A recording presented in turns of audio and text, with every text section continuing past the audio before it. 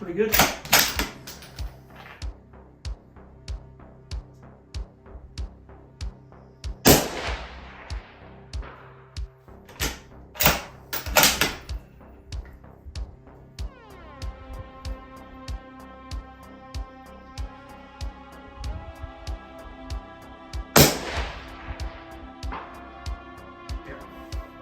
That's well within a couple of inches of each other, those impacts. So, very accurate.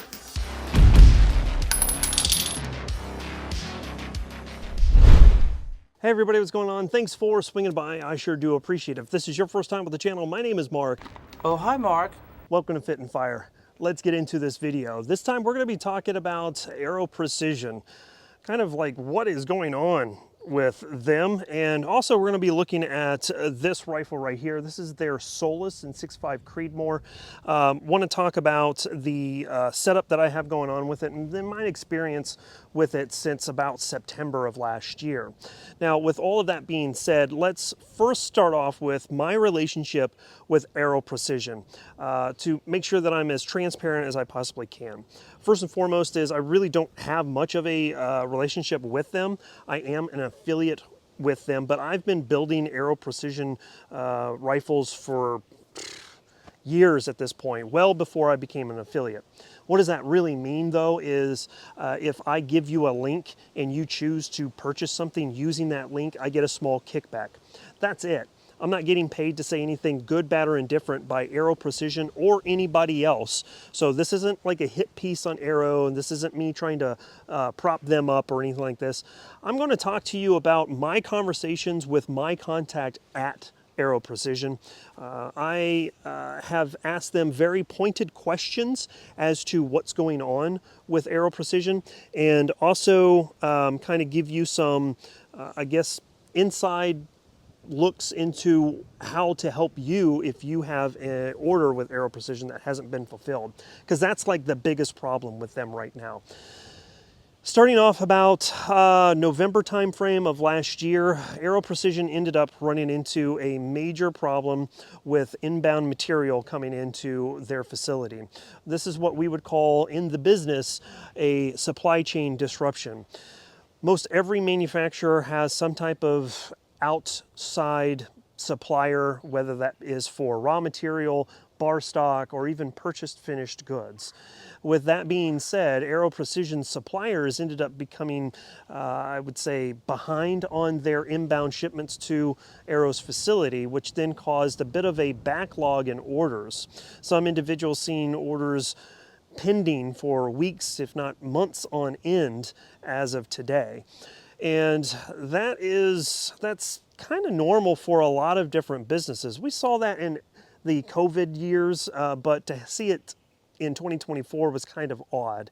So unfortunately, that was a big fail on Aero's planning for not only inbound material, but also scheduling orders either to be manufactured or to be shipped out. So that is the first issue that Aero Precision ran into.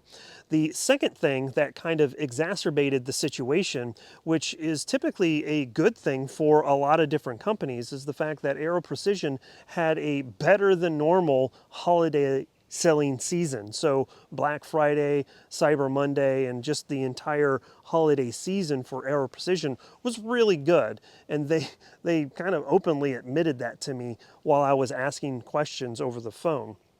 And adding supply chain issues with a really good selling season ended up being a big pile of back orders.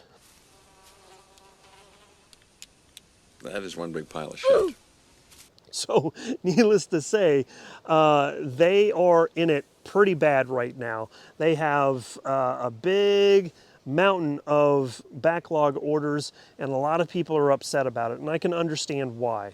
I'm not here to defend Aero Precision. I'm just kind of letting you know what I was told from my contact with Aero Precision. I talked to them directly. That's one of the things that I've seen with a lot of other content creators, and I'm not trying to cast shade on them or anything, but there's been a lot of speculation as to what is actually going on with Aero Precision. Are they getting bought out? Or are they going under? I've seen someone say that they fired their entire sales team. That's not true either. They did do some reorganization with their sales structure. They have an internal sales team. They did let go of their dealer reps, but then they've reorganized and done something a little bit different with their dealer-facing representatives. So they've released a press statement on that, and I'm going to leave that for later. But needless to say, Aero Precision, they're struggling right now. So the question is, what do we do about it now? What is Aero Precision doing about it right now? And the biggest thing is they are kind of all hands on deck trying to get orders out the door as best they possibly can, while at the same time still working through their supply chain issues as well. So if you have an order, and this is information that was provided to me to pass along to you guys, if you have an order with Aero Precision and you're wondering, what's the status on it, you could call them, call their customer service line. But the better way to get in touch with somebody, because their phone lines are constantly backed up, is to reach out to them on social media, whether that be Facebook, Instagram, X, Indeed, or Reddit. Reach out to them and give them your order number, and they will dive into it and find out what is going on with it and provide you with a status update. Going to take some time to get back with you, probably about 24, 48 hours, but they will get back to you and let you know what's going on with it. Now, I know some of you out there are probably like, well, I contacted them and they said that my order was on the way, and that's been weeks ago or months ago or whatever the case may be. I'd say check in with them again if you haven't canceled your order, because I know that some people have. But if you haven't canceled your order, check in with them again and see if you can get a better update, because they have now focused a lot of different people in on answering those questions for you guys. So that's one thing. The second thing is, if you're interested in buying, and you're probably laughing at this, but if you are still interested in buying Aero Precision stuff off of their website, look for the products that say in stock or in stock now. They'll have a banner that says in stock. What they've done is they have guaranteed the things that say are in stock as of today, which is April 25th as I'm recording this. If it says that it's in stock, it's actually in stock now, and they will get it out to the door to you just as quick as they possibly can. I know some of you are like, well, but Mark, freaking back in November, they said it was in stock and I'm still waiting on it. I get it. They're taking some things on the chin. They've made some mistakes. I get it. Yep, I'd be upset too. And if you've canceled your order because of that, that's understandable. I wouldn't say I would not do the same thing. I probably would. So there's that piece of it. But if you don't want to purchase from Aero, but you still want to get something from Aero Precision because you like their stuff, look at your local shops. They may be carrying their products. If they are, obviously buy local, support local shops. That's number one. Number two is look at places like Midway USA, Brownells, or AR-15 discounts. Those are three companies that I have purchased from and have had great success with. Even here recently, over the last 6 months, I've purchased stuff from them and I've had success with them as well. So those are some different options. And the reason why I say those three companies is because I know that they have stock, right? They have a warehouse and they'll fulfill those orders from that warehouse, unlike other companies that may just drop ship, right? So you purchase from, I hate to throw them underneath the bus here, but like Optics Planet. They're a drop shipper most of the time. And so if you purchase an Aero product that says that it's in stock, it may not be in stock. They're just going to drop ship it from Aero Precision, and you might end up in the same shenanigans as all these other people are with their backlog orders as well. So that's kind of where we're at. I would be very cautious with anyone who is putting out information that hasn't actually talked to Aero Precision. Some content creators say that they're going out of business or they're getting sold or something like that. That's not true. That's what I've been told from Aero Precision. We're not going under. were not getting sold. So naturally, time will tell. 2025 will be kind of a deciding factor. We've seen other companies go under this year so far, so we'll see. But needless to say, I do have this rifle that I've been checking out, and I've actually really do like this rifle. Big surprise, but it's got some really cool things going for it. The biggest thing, as you would expect from Aero Precision, is it's modular. You can purchase this finished just like it is right now. This is their Aero Precision Solus Bravo, which is kind of their hunting setup. They also have a competition setup as well. But if you don't like how this is set up, you don't like the chassis or something like that, you can purchase just the action and then choose whatever barrel that you want and go from there. Assemble it how you want, which is something I really do like about Aero Precision. It's one of the reasons why I want them to succeed. But needless to say, let's dive into the specifics on this rifle right here. So first and foremost, this is going to be a Remington 700 short action that's going to have a 60-degree bolt throw. That bolt is going to be a 3-lug bolt head with dual extractors, was something I really did like, and it's going to be a cock on lift.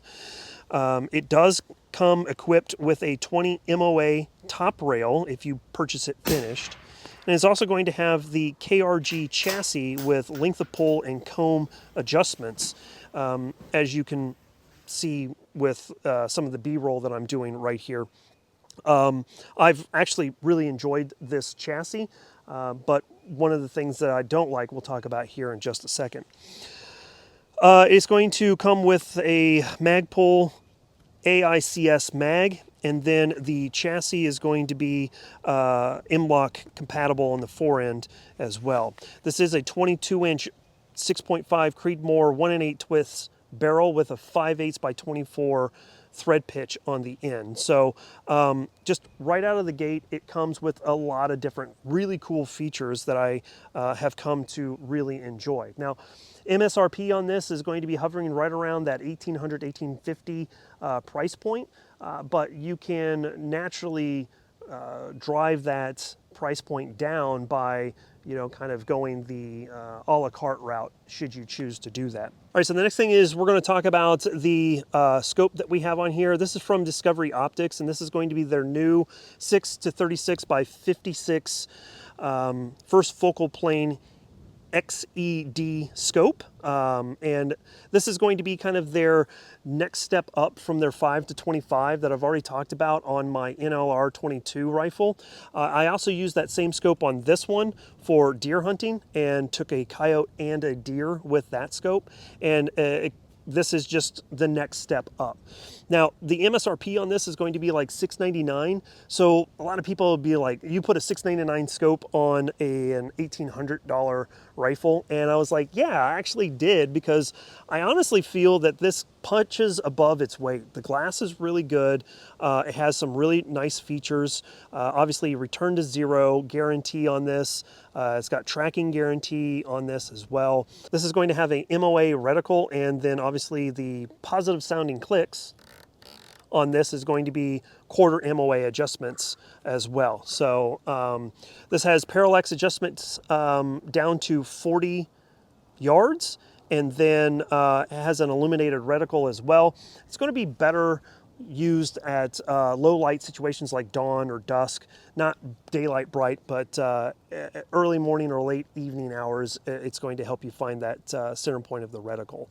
It's going to come with covers for this, and then rings and a leveling kit. Everything that you need to set this up on your rifle, it's going to come with. So that's something I also really did like about it as well. Let's talk about the can real quick. The can is from Anechoic, and it is their X30. This can is actually something I wish I would have put on here from the get-go, because it is stupid light. I started off with my Dead Air Sandman S, and that's going to be pushing with the muzzle device almost 20 ounces for the chemo adapter and all that type of stuff, whereas this is going to be 9.1 ounces with your direct thread adapter on here. It is going to be made of grade 5 STA 1000 titanium, and then it's going to have stainless 17.4 H900 blast chamber and baffles as well. So you're going to get really good rigidity in the blast chamber and the blast baffle, but then you're also going to have the lightweight of titanium as well. And the reason why that's really important, why I wish I had it when I first started the journey on the Solus, is because when I'm out coyote hunting, I just pick this whole tripod up just like this and walk into the field. I'm a public land hunter, so I'm usually walking like a mile in. So having an additional like pound and a half at the end of the barrel, it'll wear a lot of people out pretty quick. So there is that. Now let's talk about some of the downsides to this. And the biggest downside is going to be the weight. The weight on this was something that I was not expecting. It was pretty heavy from the get-go, and then you add the scope and the suppressor, it's going to add more weight. Obviously with the tripod as well, it's going to add additional weight as well. So that was something that I was surprised on. And then initially I didn't really, wasn't very happy with the accuracy as well.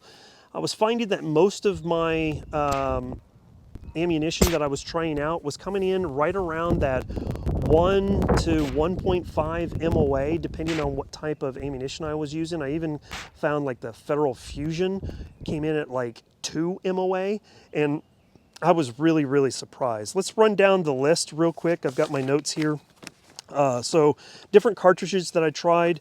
The 95 grain Hornady Varmint Express came in at a 1.12 MOA.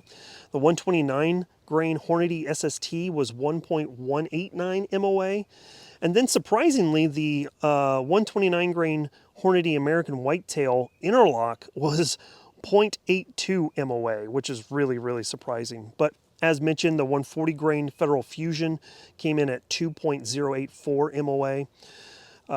Surprise here, 140 grain Hornady ELD Match was just under 1 MOA at 0.987. Well, that was kind of surprising.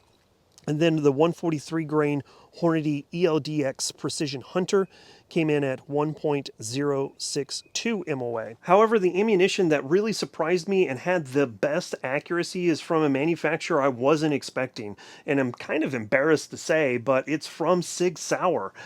Their 130 grain Elite Hunter came in at half MOA, 0.509 MOA to be exact, and I was very, very surprised. But I didn't stop there. I did a 3-round group, saw that it was pretty tight, so dropped in rounds 4 and 5 to verify it. And then once I was done with that, I did a 2-string shots of 3 rounds each at 450 yards, and this is what that looked like.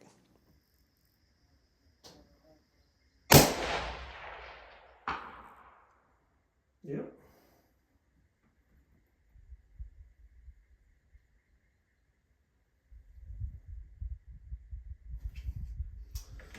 Pretty good.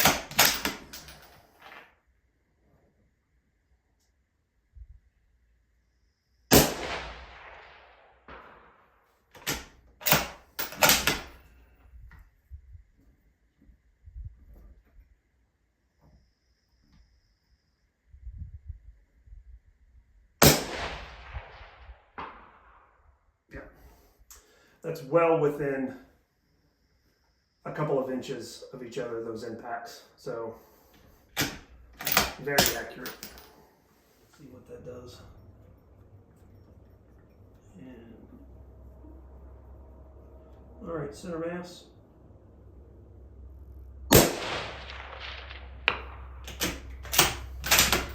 No problems.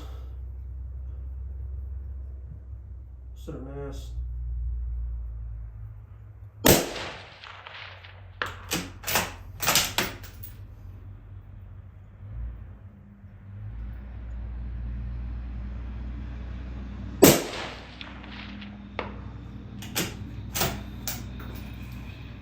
Too easy. Okay, there's the shooting shack way down there. Zoom in, there you go. Here's 450 yards, going uphill, a little out of breath. But here are my 6 impacts. 1, 2, 3, 4, 5, 6. 450 yards, that's a fist. It's about a fist size grouping at 450 yards. I said that's pretty good. We'll get you actual MOA for that. So as you can see, a fist-sized group at 450 yards, which equates to 0.7 MOA, and at that distance and my shooting ability, that's fantastic. That's something that I was very pleased to see. So naturally, I'm now very pleased with the accuracy, even though I kind of struggled a little bit in the first 100, 200 rounds. And there may have been a break-in period with that barrel too. So I may go back and look at accuracy in the future just to verify what I was seeing initially and see if anything has changed after we get, maybe another 100 rounds through this barrel. Now, I do have another trip planned to Wyoming to hunt some prairie dogs, and you might think 6.5 Creedmoor may be a little overkill for that, but realistically, that is going to kind of challenge my ability to shoot accurately at ranges like 200 and 300 yards when a prairie dog is not very big at all. So we'll see how that pans out, needs to say, but I'm excited to see how that goes. So practical accuracy after my past hunting season, I was able to take 3 coyotes and 2 deer, and so practical accuracy was exactly what I was expecting. The 2 coyotes that I took, the first 2 coyotes, one was dropped on the move, and the second one at about 105 yards dropped right in place. So that was really great to see, and that was using the 95 grain VMAX bullets from Hornady. I guess it's the third coyote that I took was with the 130 grain Elite Hunter from SIG, and that was at about 120 yards, and then the 2 deer that I took ranged in between 100 to 150 yards, pretty much in the same area, but I didn't get an exact range on the deer. I just knew we're about 120 yards on this one. We're about 120 to 150 yards on that one. Just put it center mass, and I'm going to drop it right there. And that's exactly what I found. So practical accuracy on this has been really good. And to be frankly honest with you, this is probably the most I've really dived into a bolt-action rifle to kind of pull back the layers and see what ammunition really works well with this rifle. And that's just because of my inexperience. I'm normally shooting, semi-autos or gas guns, and so this is a kind of a new experience for me. Hopefully we'll get this out to a PRS shoot as well. That's something I've been looking into quite extensively, and even a long-range training as well. So more to follow on that. But with all of that being said, with everything that I've talked about in this video, what do you guys think? Is Aero Precision rebounding after their troubles at the end of last year, or do we expect to see more issues along the way? I would love to hear what you guys have to say. If you have questions that you would like to send that I could kind of forward to my contact and I can get back to you guys, I can definitely do that as well. Leave them down in the comment section down below. As always, there's going to be tons of information in the pinned comment, so swing by and check that out. I'm going to have additional details on everything that we talked about in this video, as well as a link to the Live, Laugh, Larp podcast if you guys are interested in checking that out, if you're on a long drive or something like that. It's been a lot of fun. We've had some really funny guests, and I enjoy you guys to check that out. So needless to say, we'll get out of here. Thank you so much. We will catch you guys next time. As always, freedom through strength, and here comes a high five. Later, y'all. Bye.